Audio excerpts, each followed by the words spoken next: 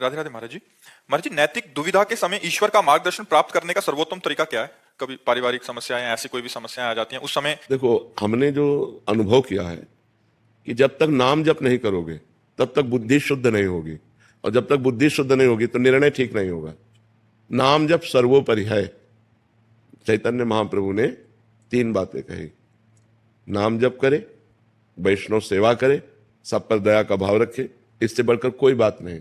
नाम जीवे दया, नामे रुचि, वैष्णव सेवा, ये 3 बातें जोर की कही, और कहा इसके बाद हम और कुछ नहीं जानते। सनातन जी से ये 3 बातें कही कि जीवे दया, सब पर प्रेम का व्यवहार करो, नामे रुचि, खूब रुचि पूर्वक नाम जप करो, और वैष्णव सेवा, संत वैष्णव घर पधारे तो प्रसन्न हो जाओ, नाच पड़ो। आज हमारे सौभाग्य उदय हुए, भगवान के लाडले हमारे घर आए, उनका चरणामृत उतारो, उनकी आरती उतारो, उनको भोजन पवाओ, उनमें भगवान का भाव करो, अभी बुद्धि शुद्ध हो जाए।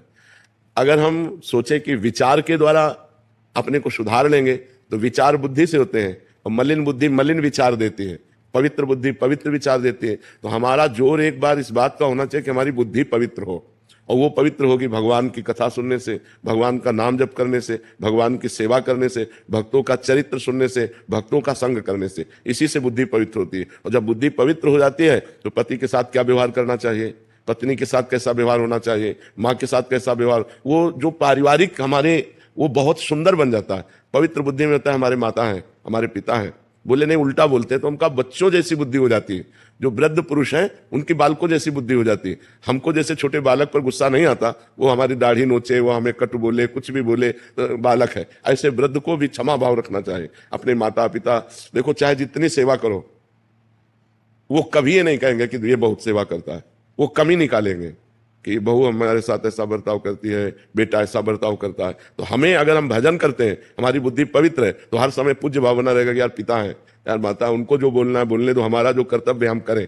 तो अपने जो दैनिक दिनचर्या के कर्तव्य हैं परिवार के, वो तभी हम ठीक से पालन कर सकते हैं जब भजन हो। नहीं तो जरा सी बात में माता पिता को पीट दिया, जरा सी लोभ के लिए भाई भाई की हत्या कर दी, जरा सी बात के लिए बड़े बड़े उपद्रव हो जाते हैं। सब ठीक है, लेकिन बुद्धि भ्रष्ट है तो उपद्रव करके महान विघ्न पैदा कर देती। तो हमको थोड़ी सी बुद्धि अगर शुद्ध हो जाए तो जीवन जीने का तरीका आ जाए। नहीं तो सब भगवान ने व्यवस्था की, लेकिन हमारी बुद्धि ही हमको नरकगामी बना देती है, जेलगामी बना देती है। तो हमें चाहिए नाम जप के द्वारा, सत्संग के द्वारा, शास्त्र स्वाध्याय के द्वारा हम अपनी बुद्धि को शुद्ध करें, आचरण हमारे शुद्ध हो, तो हम अपने परिवार को भगवान की तरह प्यार करें, तो हमारा मनुष्य जीवन जो आनंद के लिए वो निर्वाह हो जाए। नहीं तो कब क्या हो जाए कुछ पता नहीं, बहुत गलत बुद्धि है।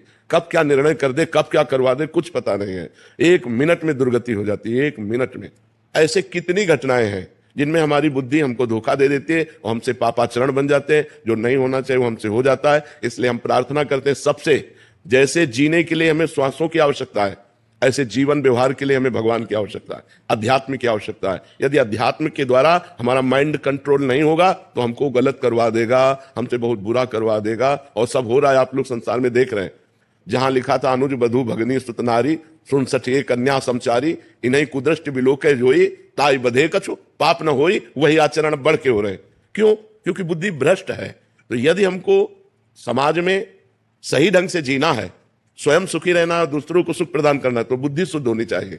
बुद्धि बिगड़ गई तो सब बिगड़ जाता है। इसलिए हमें नाम जप करना है, सत्संग करना है, अच्छे आचरण करने हैं। इसी से हम ठीक निर्णय कर पाएंगे।